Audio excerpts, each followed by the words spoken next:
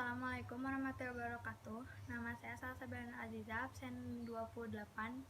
Di sini saya akan mempresentasikan tentang teks laporan percobaan.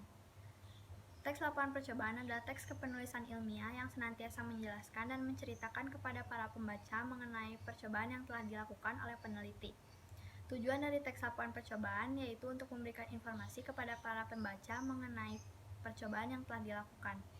Ciri-ciri dari teks laporan percobaan ini sebenarnya ada banyak, tapi saya hanya akan menyebutkan 5 dari ciri-ciri tersebut. Yang pertama, teks laporan percobaan harus melaporkan hasil percobaan, supaya itu dapat dijadikan bahan informasi untuk orang lain. Kemudian yang kedua, teks laporan percobaan harus disajikan secara objektif. Yang ketiga, percobaan dilakukan untuk menguji sesuatu. Yang keempat, teks laporan percobaan disajikan secara menarik, informatif dan juga jelas, dan teks laporan percobaan harus mengandung fakta dan informasi yang dapat dipertanggungjawabkan. Kemudian di sini saya akan menjelaskan tentang struktur isi dari teks laporan percobaan. Yang pertama ada judul. Judul adalah bagian pokok yang dapat memudahkan para pembaca untuk mengetahui hal apa yang dijadikan percobaan. Nah, di sini judul pada teks laporan percobaannya yaitu penerapan hukum Archimedes dalam kehidupan sehari-hari. Yang kedua, ada kajian teori. Kajian teori adalah bagian teori dasar dari hal yang dilakukan, dari hal-hal yang dijadikan percobaan. Nah, pada bagian kajian teori pada teks ini, kajian teorinya itu menjelaskan tentang hukum Archimedes. Hukum Archimedes adalah hukum yang menyatakan bahwa setiap benda yang tercelup baik keseluruhan maupun sebagian dalam fluida, cairan, gas, plasma, dan padat, maka sebagian benda tersebut akan menerima dorongan gaya ke atas atau gaya apung. Hukum Archimedes diciptakan oleh seorang ilmuwan bernama Archimedes yang berasal dari Sirakusa, Yunani. Bunyi hukum Archimedes menyatakan bahwa besarnya gaya apung yang diterima nilainya sama dengan berat air yang dipindahkan oleh benda tersebut dan memiliki arah gaya yang bertolak belakang. Bagian tersebut adalah bagian kajian teori yang menjelaskan tentang hukum Archimedes. Kemudian yang kedua adalah tujuan. Tujuan adalah bagian yang menjelaskan tujuan utama peneliti untuk melakukan percobaan tersebut. Nah, pada teks ini, tujuan utama peneliti untuk melakukan percobaan yaitu penerapan hukum Archimedes dapat kita temukan dalam kehidupan sehari-hari. Salah satunya yaitu kapal laut atau perahu kertas. Pembuktian hukum Archimedes dapat dilakukan dengan cara yang sangat mudah karena alat dan bahan yang umum dan sederhana. Pembuktian hukum Archimedes dilakukan bertujuan untuk membuktikan kebenaran teori serta mengaplikasikannya dalam kehidupan sehari-hari. Jadi, tujuan utama peneliti untuk melakukan percobaan hukum Archimedes ini untuk membuktikan kebenaran teori hukum Archimedes dan kemudian mengaplikasikannya dalam kehidupan sehari-hari. Nah, kemudian struktur yang ketiga yaitu ada alat dan bahan. Alat dan bahan adalah bagian yang menjelaskan tentang properti apa saja yang dibutuhkan untuk melakukan untuk melakukan percobaan berikut. Nah, pada teks ini alat dan bahan yang dibutuhkannya yaitu kertas atau kertas HVS, air, dan wadah. Kemudian struktur yang selanjutnya yaitu langkah-langkah percobaan. Langkah-langkah percobaan adalah bagian yang menjelaskan prosedur untuk melakukan percobaan tersebut. Bagian ini sangat berguna untuk orang selanjutnya yang akan melakukan percobaan yang sama. Pada teks ini, langkah-langkah pembuatan atau langkah-langkah percobaannya yaitu yang pertama, lipat kertas secara horizontal hingga terbagi dua. Lipat lagi kertas secara horizontal, lipat lagi kedua sisi ke arah dalam, lipat kedua bagian bawah ke atas, buka sisi bawah, lalu lipat hingga membentuk belah ketupat, lipat sisi bawah ke arah luar hingga berbentuk segitiga, lipat bagian bawah yang terbuka hingga membentuk belah ketupat, tarik sisi bagian samping kiri dan kanan hingga membentuk perahu, tarik sedikit pada segitiga bagian tengah agar menggembung dan menghasilkan bentuk yang sempurna. Siapkan wadah berisi air secukupnya. Letakkan perahu kertas atau kapal kertas di atas air. Itu adalah bagian langkah-langkah percobaan. Selanjutnya, strukturnya yaitu hasil percobaan. Bagian ini menjelaskan mengenai hasil percobaan, tapi hanya secara garis besar. Jadi pada bagian ini dijelaskan hasil percobaannya itu secara ringkas dan secara garis besar. Nah, selanjutnya akan dijelaskan lebih rinci lagi pada bagian pembahasan.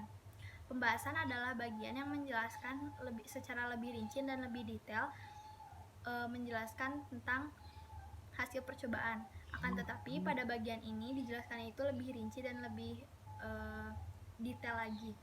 Nah, pada bagian pembahasan ini, pada teks laporan percobaan ini yaitu perahu kertas yang mengapung ketika diletakkan di wadah berisi air menandakan bahwa massa jenis air lebih besar dari massa jenis benda, atau gaya apung air lebih besar dari massa benda. Artinya, perahu kertas akan mengapung jika memiliki bidang datar yang lebih besar dari massa bendanya. Sama halnya dengan kapal laut.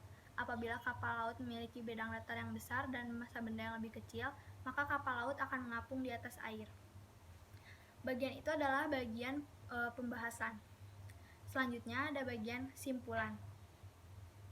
Bagian simpulan adalah bagian penalaran terhadap seluruh informasi yang didapatkan dari percobaan tersebut. Nah, pada bagian simpulan ini, pada teks ini yaitu hukum Archimedes adalah hukum yang menyatakan hubungan massa benda dan gaya apung pada fluida. Perahu dan kapal laut adalah salah satu bentuk penerapan hukum Archimedes yang dapat kita temukan dalam kehidupan sehari-hari. Percobaan menggunakan perahu kertas menghasilkan pernyataan bahwa bidang datar yang luas dan massa benda yang ringan dapat mempengaruhi posisi perahu. Sama halnya dengan kapal laut. Inilah alasan mengapa ketika kapal akan tenggelam, para awak kapal membuang muatan kapal sehingga massa kapal menjadi lebih ringan dan dapat mengapung di air. Itu adalah struktur-struktur dari teks laporan percobaan. Di sini saya akan menjelaskan tentang kaidah kebahasaan teks laporan percobaan. Yang pertama adalah istilah ilmiah. Istilah ilmiah adalah segala sesuatu yang dibuat berdasarkan kaidah ilmu pengetahuan. Dapat berupa metode ilmiah, penelitian ilmiah, dan lain sebagainya. Nah, contoh istilah ilmiah pada teks laporan percobaan yang telah saya buat ini, yang pertama itu ada hukum Archimedes, fluida, gas, cair, plasma, padat, ada massa jenis, massa jenis benda, massa jenis air, gaya apung, dan lain sebagainya. Kemudian kaidah kebahasaan yang kedua ini adalah kata kerja tindakan. Kata kerja tindakan adalah kata kerja yang mengekspresikan sebuah tindakan. Kata kerja tindakan ini terbagi menjadi dua, ada kata kerja transitif dan kata kerja intransitif. Kata kerja transitif adalah kata kerja yang diikuti oleh objek. Nah, kata kerja transitif ini dapat diubah menjadi kata kerja pasif. Kata kerja transitif ini ciri-cirinya yaitu diawali oleh imbuhan me. Nah, pada teks laporan percobaan yang telah saya buat ini ada banyak kata kerja transitif, yaitu membuktikan, mengaplikasikannya, menerima, menggunakan, mengapung, memiliki, membentuk, dan lain-lain sebagainya. Kemudian ada kata kerja intransitif. Kata kerja intransitif adalah kata kerja yang tidak diikuti oleh objek sebagai pelengkap kalimat. Kata kerja intransitif ini tidak dapat diubah menjadi kata kerja pasif. Kata kerja intransitif ini ciri-cirinya yaitu diawali oleh imbuhan ber dan ter, yaitu berbentuk,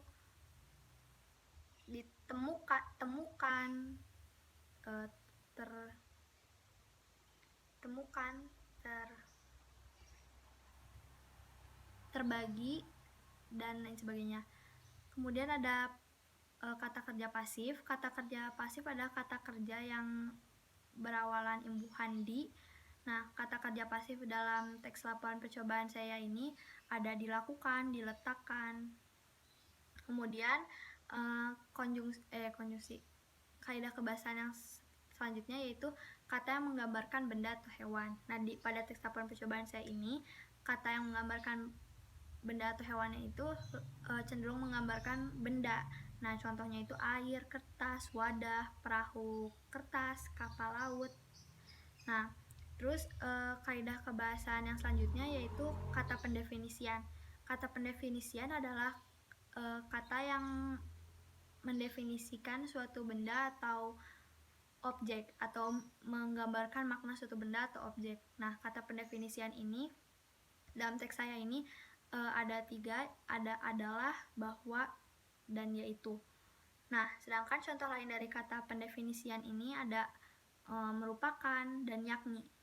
Kemudian ada konjungsi penyebaban atau konjungsi kausalitas. Konjungsi penyebaban atau konjungsi kausalitas adalah kata hubung yang menyatakan sebab akibat.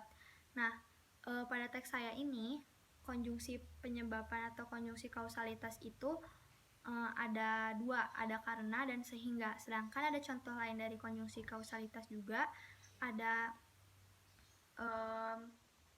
oleh karena itu, oleh sebab itu, dan sebab.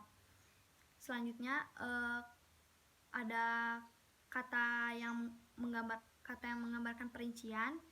Nah, kata yang menggambarkan perincian ini contohnya itu ada selain itu, ada pertama, kedua, ketiga, dan seterusnya. Sedangkan dalam teks saya ini kata perinciannya itu hanya satu, yaitu pertama.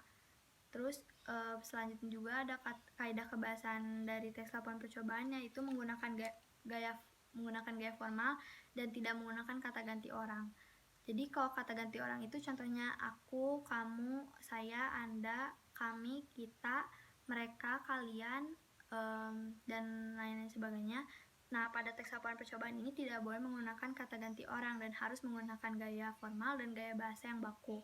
Dan yang terakhir, kaidah kebahasaan dalam teks laporan percobaan ini yaitu menggunakan gambar grafik, baik diagram, gambar, presentase, ataupun tabel. Di sini di teks laporan saya ini menggunakan grafiknya itu digambar dan tidak menggunakan tabel ataupun presentase, tapi gambar pun sudah termasuk ke dalam kaidah kebahasaan teks laporan percobaan, yaitu menggunakan gambar grafik. Sekian dari presentasi saya. Terima kasih atas perhatian Anda. Wassalamualaikum warahmatullahi wabarakatuh.